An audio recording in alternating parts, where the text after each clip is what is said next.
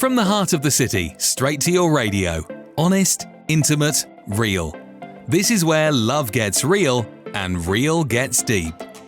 It's not just talk, it's the Love Talk Show. Are you ready? Then let's dive in right now. A very good evening to all of you. The Love Talk Show is coming back, and today I would like to ask you something. Is it possible to learn how to be happy? What do you think about it? Is it possible to learn how to be happy, or is just being happy is just something that can happen randomly to those who are out there? Is it possible for us to build up happiness, or is it possible that happiness only happens in the life of some who are lucky? With me, it's my wife, Andrea. What do you think, Andrea? Hello, good evening, Don't evening, say it, everyone. Don't you want me to share already our thoughts? Well, I believe it's too early, but it will be something that will be very interesting to unveil. Is it possible to learn how to be happy? Is it conditional to circumstances? It has to do with people. Let's talk about it. Stay tuned. Pay attention to this report and we are coming back. Today we're tackling one of life's most profound questions. Is it truly possible to be happy? For many, happiness seems like a fleeting external state, something that happens to you when you get a job, the house, the partner, or the perfect relationship. But when those external things disappear, so does the happiness, leaving a void. We're here to challenge that idea. What if happiness isn't a destination or a stroke of luck? What if it's a skill, something you can learn, practice, and cultivate, much like learning an instrument or a new language? Modern psychology and neuroscience suggests that happiness is not just a matter of genetics or chance. It's deeply connected to our habits, mindset, and the intentional choices we make every day. The question is, can we train ourselves to be happy? The core difference is this. External happiness is temporary and conditional. Internal happiness, it is everlasting and resilient. Even when you face loss, setbacks, or heartbreak, the statistics are compelling and support this theory. According to research from the Positive Psychology Program, our circumstances and external life events only account for about 10% of our happiness levels. Genetics account for around 50%. But a crucial 40% of our happiness is within our power to change through intentional activities and actions. This data, often associated with the work of positive psychology researcher Sonia Lyubomirsky, proves that a significant portion of our well-being is a choice and a practice. A 2020 article in Psychology Today further highlighted that mindful practices such as gratitude and intentional kindness can fundamentally rewire our brains for greater happiness. So, are you searching for happiness in all the wrong places? In people, possessions, or achievements? Have you been unfulfilled by the idea that external things will complete you? And are you ready to learn that it is possible to find true, lasting happiness within yourself, regardless of what's happening on the outside? Stay tuned, because on the show today, we're going to teach you the practical, evidence-based steps to cultivate and build the happiness within. This is the Love Talk Show on Liberty Radio. And when we talk about happiness, Andrea, people think happiness can come from many things, in getting things, having money, taking possession of something, having a kind of status in society. Happiness can come from from friends, family members, realizations. Happiness can come from everywhere, or things that are happening around them. We can hear people sometimes saying happiness can come from places where I like to be, places that I would like to see, or traveling or going. And the truth is that happiness should be built, and we should work on building happiness. Happiness is not something that comes and knocks at one's door. And please don't misunderstand me, because I know that there are people, Andrea, at this moment who are listening to us, and they even say, Peter, you have no idea what you are saying, because I've been pursuing happiness and I couldn't. I've been trying to reach it and I couldn't. And because the Love Talk Show is related to love life, let's bring the happiness in love life. Many are maybe watching or listening to us, and they say, Andrea, I tried. I knocked at all doors. I tried to be the good guy. I tried to be the mean one. I tried to do the right thing. I tried to do the wrong thing. I don't know. I'm just paraphrasing here and saying things that sometimes people, they do say, and at the end they say, but I could not find happiness. And it's not a result of being a bad person. It's not because a person is evil, but it's because people sometimes are not using the right tools in order to build this happiness. We can inherit, for example, money. We can inherit a house. We can inherit something that is material. But even so, we don't inherit happiness, because it's something that it's achieved from within. And for example, Peter, many people, they were born already rich. We have those examples in life, but that didn't make them happy. We have other examples. We have Hollywood. So many stars, movie stars, they had everything. They got engaged many times, for example. They went out with men, with women.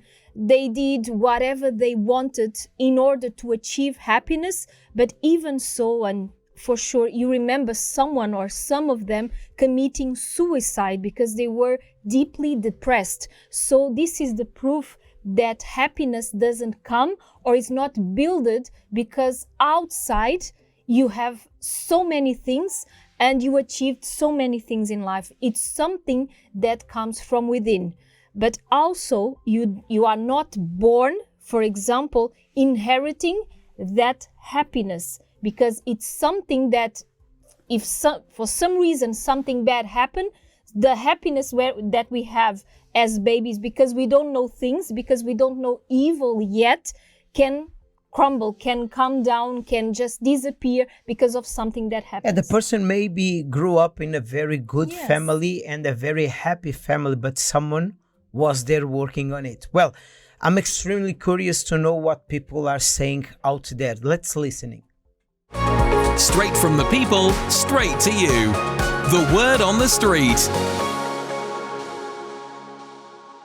Do you think happiness is a choice? Why? Yes, I think there are outside factors that help or not help, but it is a choice. It's a feeling of your mental state when you get up in the morning, how you want to feel. If you want to be like in a bad mood or grumpy, then you take it out on each other, or you can wake up and think, okay, let's start a fresh day and try again. We are at an age where we have, or know, quite a few people at our age, by the time their kids have got older, that are now getting divorced, don't we? A frightening amount. Yeah. It's quite surprising how many couples of our age, so a surprising number, aren't they? We live abroad, we've moved abroad. So we're from London, but we live in Portugal now. And many of the families that have gone to Portugal, who have left England, getting divorced. An unbelievable number of people from here It's our age. who live there have divorced, that we know. Yeah, not because they're living in Portugal. I think it's just the age and the time of life that they get to.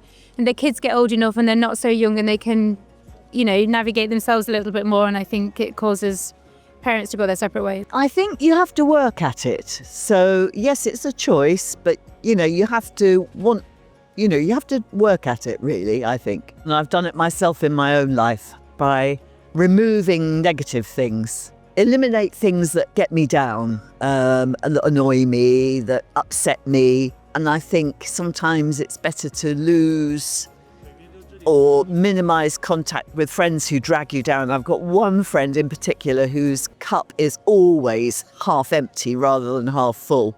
And I think if you can surround yourself with people with positive attitudes, then that helps. Money and success don't guarantee happiness. And I'm very fortunate. I've got a wonderful family, wonderful children. And I think if your children, they're grown up now, but I think if your kids are happy, it's really hard not to be happy. Not for everybody. I think some people it's beyond their control, but for a lot of people, it's possible. Like they say, think happy thoughts and the bad ones go away. I think small steps, find something that makes you smile and keep doing it. Well, today I took a day off work to come in and do Christmas. So yeah, that makes me happy. A Monday morning doing something I want rather than something I have to is a happy way to spend the day. I think everyone's version of happy is different. Like I said, it's finding something that sparks that little bit of joy. For me, it's picking up a good book, taking a day trip out. I like to be by the sea. It's just finding those things that you enjoy doing. And like I said, do it more. If you can't be happy with yourself, you'll never be happy with somebody else. I really believe that. And I think too many people look to somebody else to make them happy. And that's why it doesn't work. To a degree, yes. Depends on circumstances as well, I think, to a degree as well. You can choose whether you want to be happy or sad, I guess. Depends on your demeanour and your character. I think it is a gift, and I think you can actually put yourself in a place to make yourself happy, put things around you and a mindset which makes you feel in a happier place. I think that's more nuanced than that. I don't think it's as simple as it's a choice. I think sometimes for some people it's difficult to choose happiness. I think sometimes circumstances make it difficult for people to be happy. I think somewhere deep down, we're just not happy. I should say, the thing about happiness is a much deeper emotion than we put. It's not a surface thing. It's not something you can manufacture. It's not something you can buy. It's not something you can feel happy because your circumstances are like. It's a much deeper emotion and a deeper feeling. I think as Christians, we feel that happiness comes from God. God gives us the happiness initially, and then everything else around us is a choice. But if we have happiness in God, then everything is secure in that for us, or for me. Yeah, I think I agree with that. I think it's a deep thing and it's a gift, and you can find joy in lots of things, lots of superficial things, but more than that, deep down, there is a love that gives you happiness, a deep love that gives you happiness, and I think that's a gift. I think my faith in God makes me the happiest because it's constant. It's like a rock. It doesn't change with my circumstances, and although my circumstances can shake it, deep down it's always there, and that's a gift. That's a gift I've received. That's not because of me, that's because of him. So I think for a couple, putting that at the center of who we are, because he's given us, we believe he's given us each other, and because we together put him at the center, and he's the gift of love, then we can then share that with one another, because that's the outworking of what he's given us inside.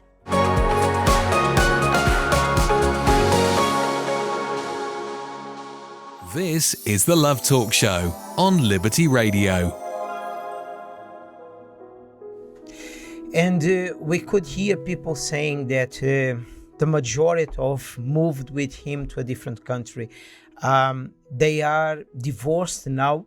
We could hear people saying, if I want to feel well or happy, I'm going to this place or that place. I'm going to see these views. I'm going to do this or that, because this is what they believe they can do in order to build up happiness, to feel like happy. Andrea, I even was asking people what kind of things people they believe that could give someone happiness. So people, they said so many things. They said to pause, to breathe. They said to nourish themselves. They said to connect with positivity, Connect with nature, connect with practicing gratitude, having a positive mind. finding a meaning in life. But the truth is, when we bring these themes or topics here on the table, and we share with those who are listening to us, the majority of them are already doing all of this. They already tried everything, and the vast number of people are already doing these things here. And somehow things are not going the way they need to. I'm not saying these things are wrong. This is not what I'm saying. But what I'm saying, Andre, is sometimes all these things together are not enough. And it's not by chance. People who are just listening to the program and they couldn't watch. If you want, later on, you can go to Liberty Radio and watch the video of these interviews. And it's not by chance that this, I would say, a little bit more experienced couple who was sharing with us, they have been married for so long, and still they are still today happy with each other. Why? Because inside they have built a more important relationship with someone that is higher than them, that could give them the happiness from within. And they worked on themselves also. And that's why they are together today. And they built up this relationship in a very strong foundation. All the interviews were very, very interesting and very deep. This last one is a teaching for all of us and give us the understanding why and what's the secret, if we can put it this way, the secret for a longing and loving relationship. And it's very interesting because I was even thinking in regards to our topic today that if we build a strong relationship within ourselves, we have a pillar and we have a reference for us to build a relationship with someone else. Well, I would like to share with you Aisha's real story. Pay attention, and we are coming back.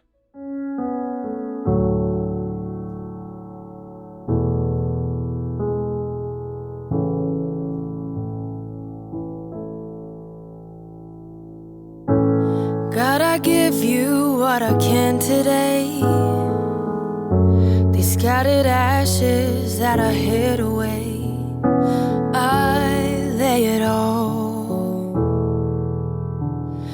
at your feet. From the corners of my deepest shame, the empty places where I've worn your name, show me the love. I say I believe. Oh, help me to lay it down. Oh Lord, I lay it down. Oh, let this be where I die, my Lord, with thee crucified. Be lifted high as my kingdoms fall, once and for all, once and for all. There is victory in my Savior's laws, in the crimson flowing from the cross. Pour over me, pour over me. Yes, oh, let this be where I die,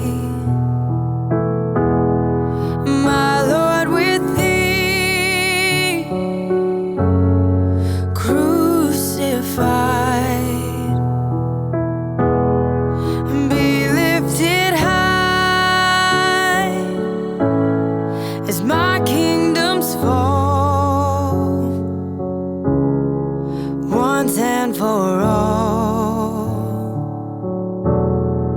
once and for all. Oh Lord, I lay it down. Oh Lord, I lay it down. Help me to lay it down. Oh Lord, I lay it down. Oh, let this be where I die, my Lord, with thee crucified, and be lifted high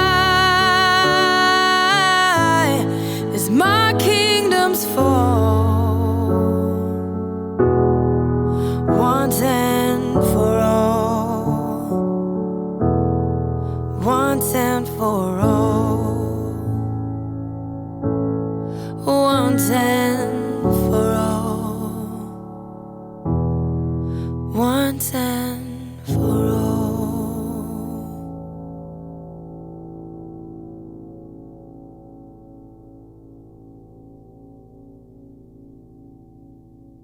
I believe I started developing mental health issues as a child. I was sexually abused from the age of 5 until I was about 15 years old. And I grew up thinking that that was absolutely normal. I was raised by a single mother. She was raising the 3 of us alone. And she had relationships. And some of those relationships resulted in my sexual abuse. So living with mental health was incredibly difficult. But at the same time, it was very normal for me because I didn't know anything else. So whenever I was in an environment where the abuse wasn't happening, I immediately blamed myself. I was the problem.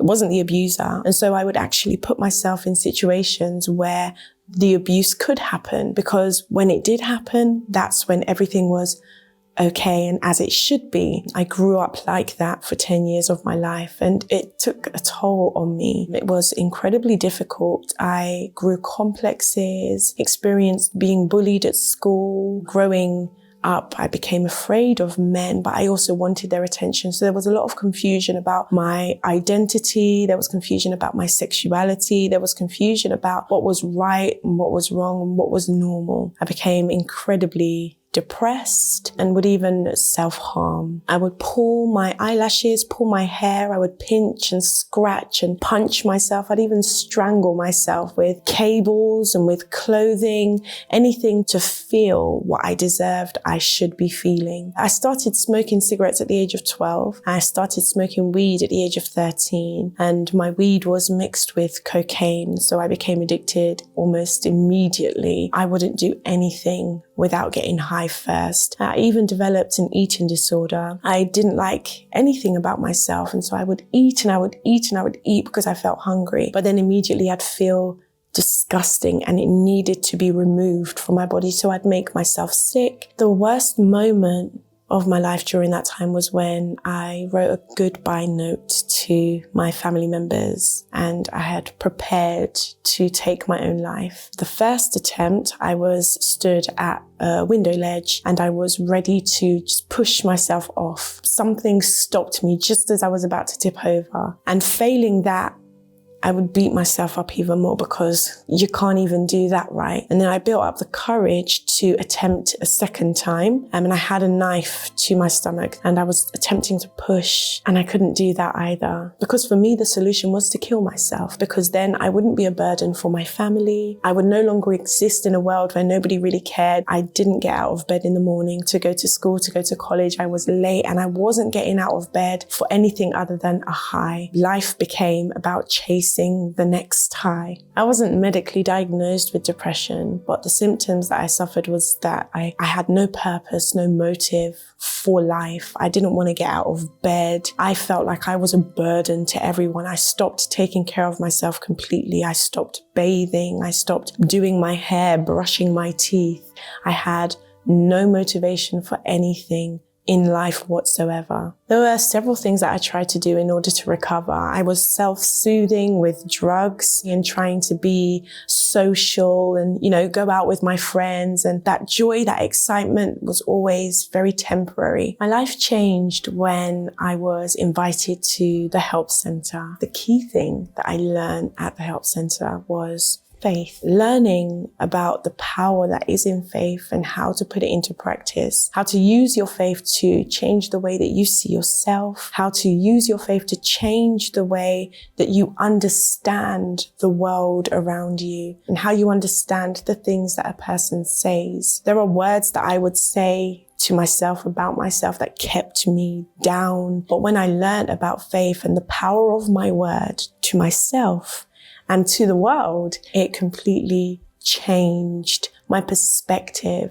It removed that burdensome cloud that was over me and it brought color. And so when I saw that faith was something that really was working for me, then I really wanted to learn it and understand it and practice it so much more. Today, my life is full of color. It's completely transformed. There is no more depression. I'm not suicidal. I love life. My family, we are united and we are together. There are no more grudges. There is peace. Peace between my family members and peace in my marriage. I'm happily married today, doing incredibly well in my career and living life to the fullest. Anyone that's going through a difficult time in their lives right now, the thing that I would like to tell you is that there is hope. The help center is where I found hope and where I found help. And so your story doesn't have to remain the same. It can transform and it can change. This is the Love Talk Show on Liberty Radio. If there is anyone who can say was born to be unhappy is Aisha. With everything that she went through, she had no reasons whatsoever, Andrea, to work or do or have any kind of expectations of one day be able to be happy. When you see all the problems, the sadness, the traumas, everything this woman went through, there's no reason whatsoever for this woman one day say, I will work on happiness because I don't deserve to be happy.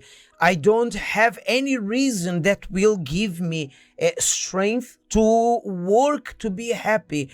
But the truth is, today Aisha, in her own words, she's not traumatized anymore. She is not led by the difficult situations that she went through before. Today she is happily married. Today her life is completely different. Today she is still a young woman, not a very old woman. She's a young woman, happily married.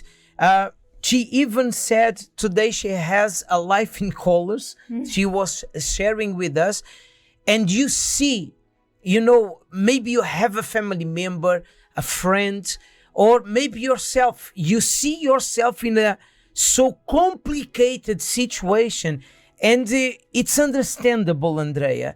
It's understandable because as Aisha, people sometimes they try to be happy and they don't understand why so many wrong things are happening, why such suffering, why a life is completely upside down. This woman had no perspective whatsoever to succeed in love life. But today our life is different. And as the couple was sharing a few minutes ago, and as Aisha was sharing with us, happiness is not coming only from outside. Things that you achieve may make you feel better, but happiness comes from within. And that strength that comes from within, that makes you able to work on yourself, to work on things, to work on the relationship, and that gives you the guidance and the strength for you to build on this happiness is coming from one. And this is what we believe is coming from God. And one very, very important thing that we need to stand out here from Aisha's testimony is, well, at least from my personal perspective, she went through one of the hardest problems and hardships that a woman can go through. That is the type of abuse that she was victim of. But either way, or even so, she didn't allow herself to live under the suffering that she was put up to, that she went through. When she had the opportunity, she gave a step of faith and she said, that's enough. The suffering that I've been through, it's not going to dictate my life from now onwards. And when she had the chance, she just grabbed it and she did. And she went through the impossible that for some people they consider impossible. And even if you are listening to us and you went through a similar life story as Aisha's, so you can from now onwards consider possible to overcome the pain, like Peter was mentioning, the pain, the grudges, the trauma that you faced even from childhood, because we take for granted that a child is happy, but sometimes it's not, because as I was mentioning in the beginning, sometimes something happens that shakes that person's life and marks them forever, like Aisha was mentioning. But here we say, and we can guarantee to you through Aisha's life story, through the testimonies that we have been passing on to you here in this program, that is possible to overcome, and it's possible, yes, to achieve happiness. Of course, it depends of one decision. Aisha made a very wise decision in terms of life-changing, and even today, it's amazing her testimony, Peter, because she was saying now she's happily married with no grudges, again with no traumas, and she is even testifying and helping other people nowadays. Indeed, Andrea. Well, I don't know who you are. I don't know where you are listening us from. I don't know what you have been going through, where you have your life at. I don't know how your love life situation is at the moment.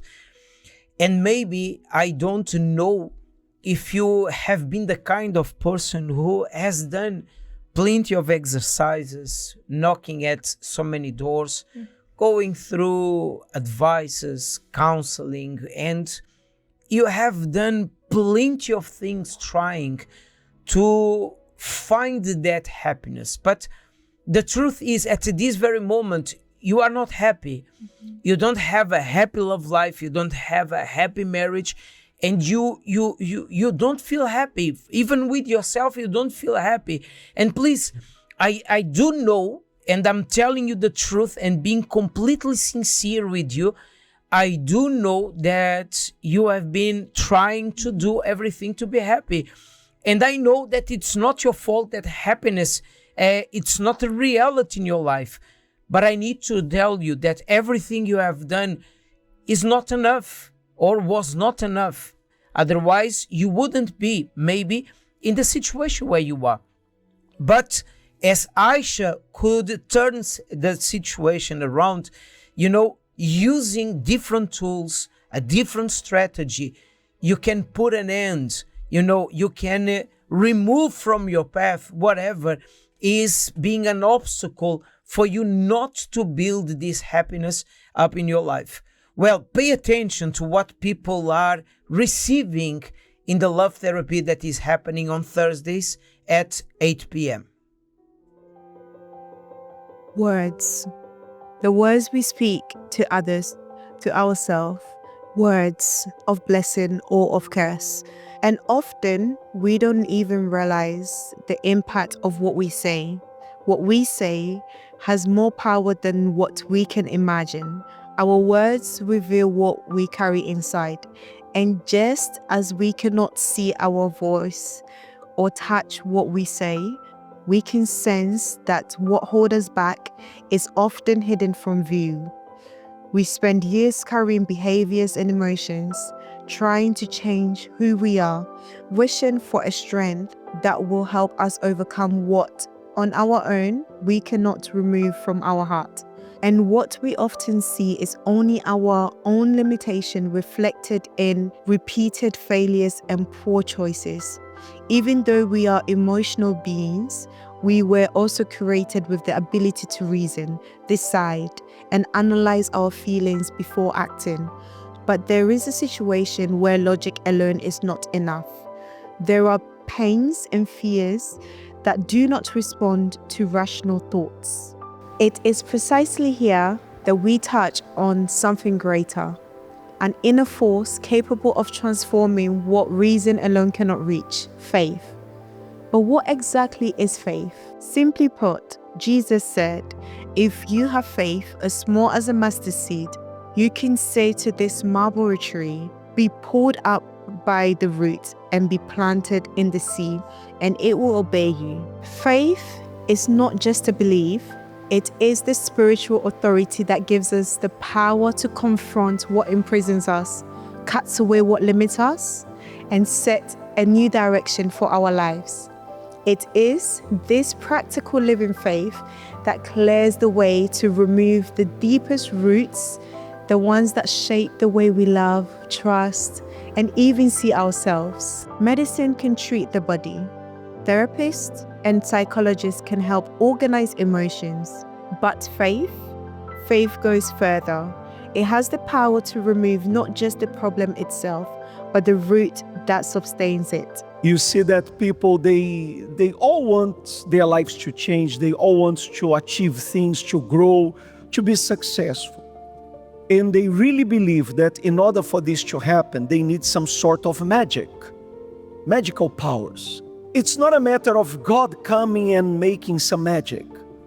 It's a matter of us doing what needs to be done. We do our part, and God will do His part. Jesus said, your faith can be tiny, can be very small. But if you take this small, tiny faith you have, and actually you say to a mulberry tree, be pulled by the roots and go and be planted in the sea, the tree will obey you.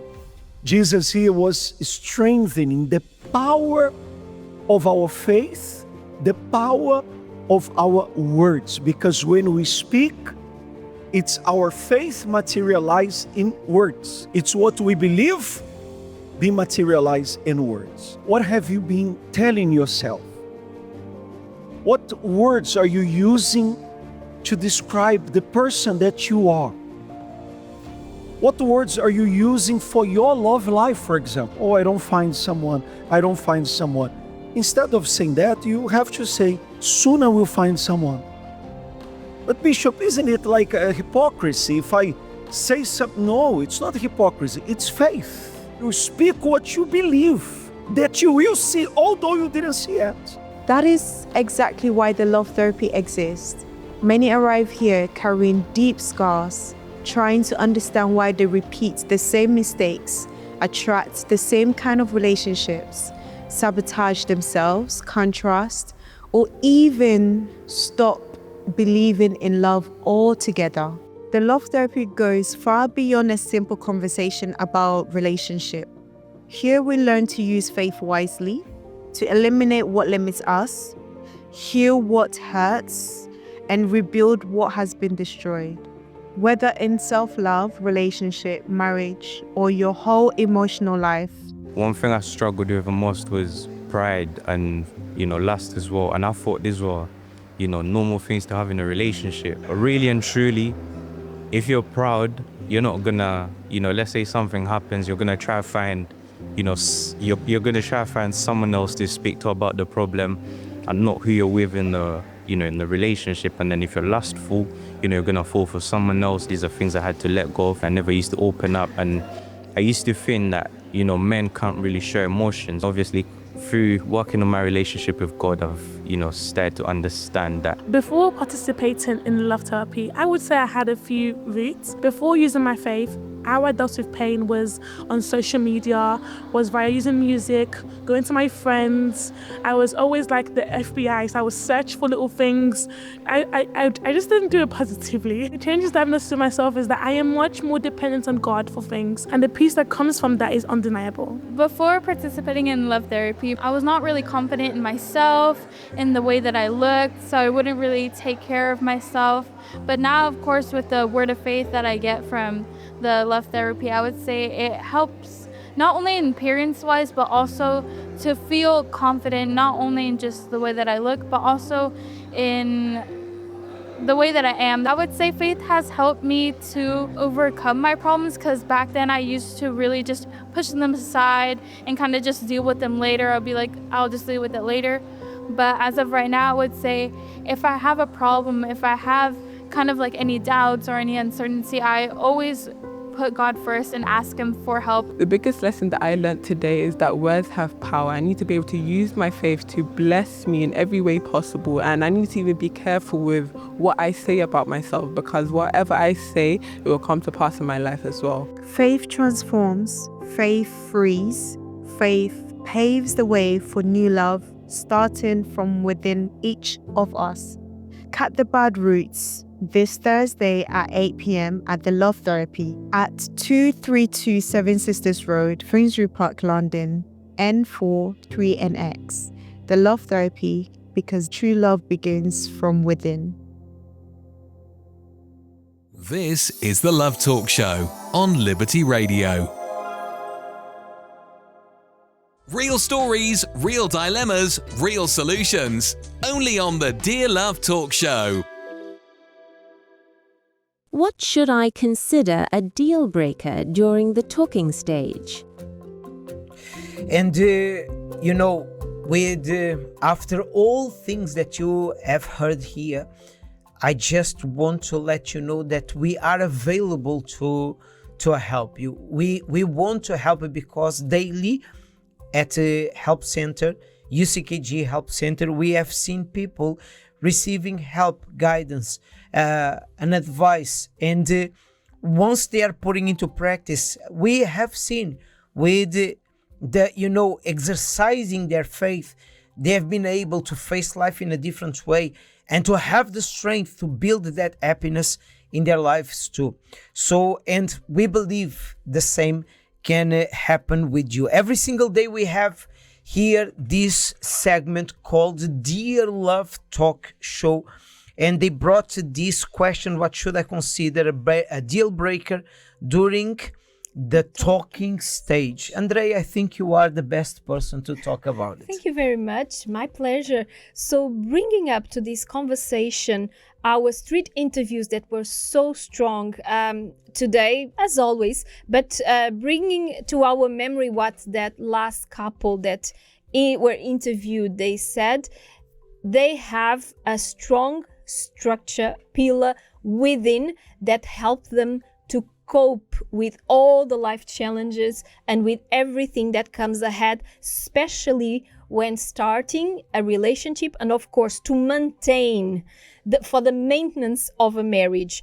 And if you don't have that same pillar, that same life vision, let's say it this way, if you don't share the same belief, it will be very hard for you to come to an agreement. Because imagine when someone pulls to one side and the other one pulls to a different side, how are you going to walk in agreement if you don't believe in the same things? Because not having the same belief will make you make different decisions in life or take different decisions in life, and again you won't live in an agreement. And when we get married, we become one. If we have different mindsets, how will this work? So first of all, that's the pillar. And then after that, the deal breakers that we've discussed here, we even had a program called Deal Breakers in a Relationship. So you might even go back to that one, but we can mention a few. For example, lies. For example, if the person already gives a hint that can become violent through the words, through the behavior, through the way that the person treats you, that's already also a red flag, and it can become a deal breaker. Okay, so I'm sure that we've helped this person, and then you can go from there, because these situations are the main deal breakers during the talking stage. Well, if you have a question, you can send it to love@uckg.org. love@uckg.org.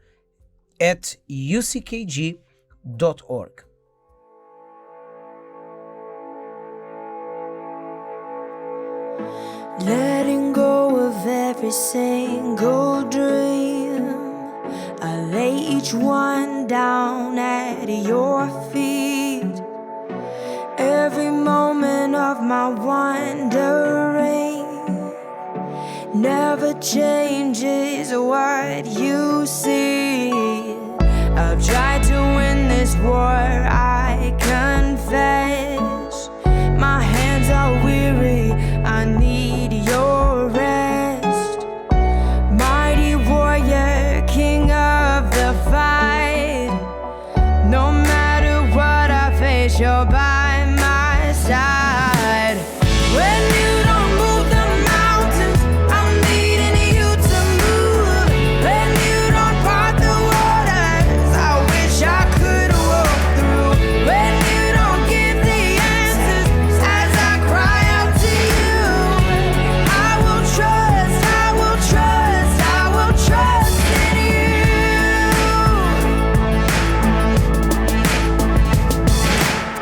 Truth is, you know what tomorrow brings. There's not a day ahead you have not seen. So in all things, be my life and bread. I want what you want, Lord, and nothing less. When you don't move the mountains, I'm needing you to move. When you don't part the waters, I wish I could walk through. When you don't give the answers as I cry out to you, I will trust, I will trust, I will trust in you. I will trust in you.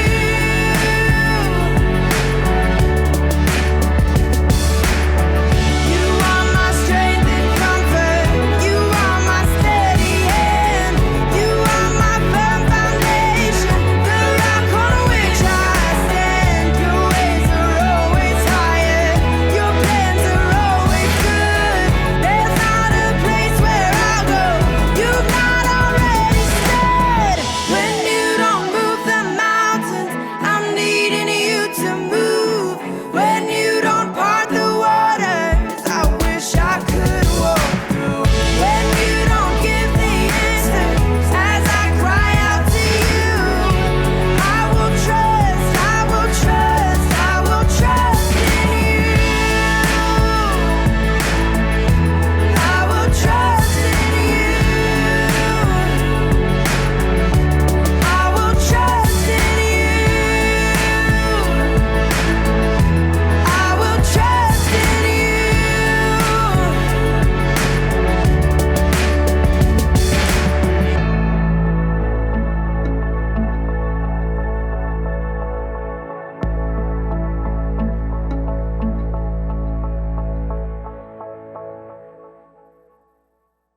This is the Love Talk Show on Liberty Radio.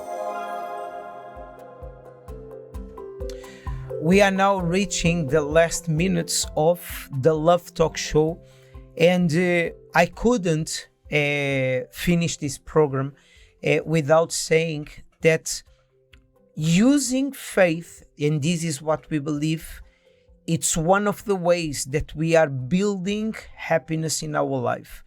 Faith is a tool, a fundamental tool that helps us to, to have the strength, the guidance, the mindset, whatever it's necessary to uproot what is causing a person to be unhappy. Faith is one of the ways that we can sometimes look to the situation and see hope when everything seems hopeless.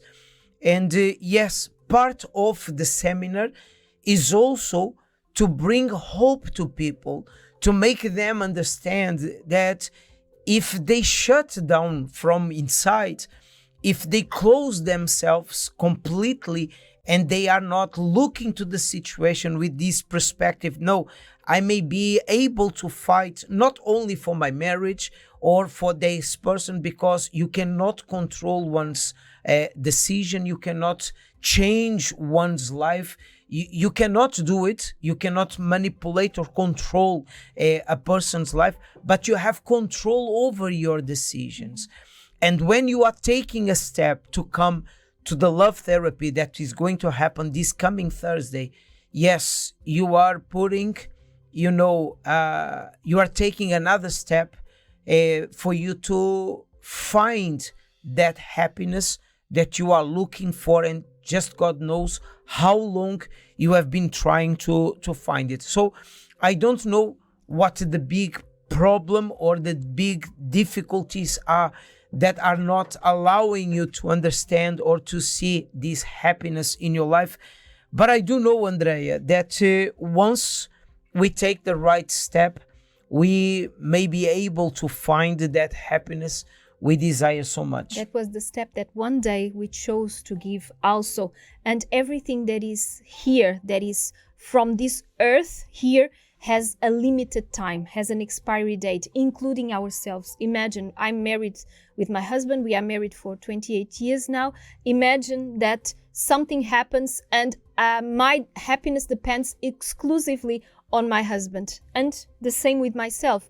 If our heart, if our life is deposited only in a certain person or a certain thing, if the person is not there anymore or the thing is taken from us, the happiness goes. But if it's built from within, it doesn't matter what happened to you, because you will be able to overcome with the strength that you've built it within yourself. And that's what we've learned here. We have been learning in the love therapy. We are here in Finsbury Park every day actually, but on Thursdays we do have the love therapy seminar, 8 p.m. Rainbow Theatre, 232 7 Sisters Road, London, N4 3NX. This is the place where we are, but you can also give us a call 24/7. We have a 24/7 helpline, 020-7686-6000. This is the phone number that you can call us, and someone will be there to talk to you.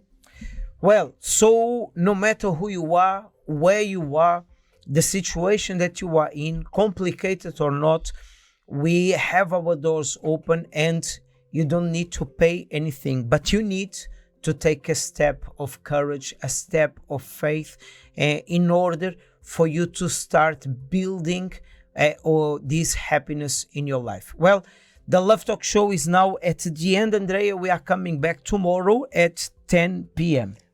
For sure, we will be here if God allows. And it was a pleasure to be here with you. Bye-bye.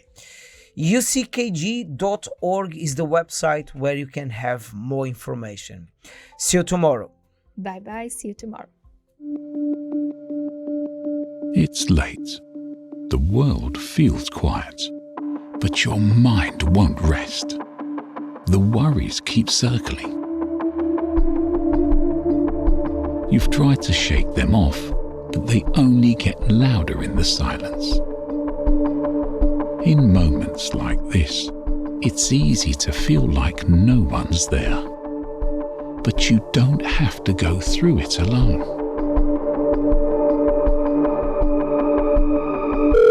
Hello, UCKG Help Centre. How can I help? The Universal Church 24-hour helpline is open every day, every night. Help is just one call away. One number, 24 hours, always here. Call 020 7686 6000, or if you prefer, send us a WhatsApp message on 020 7686 6010. Support that never sleeps.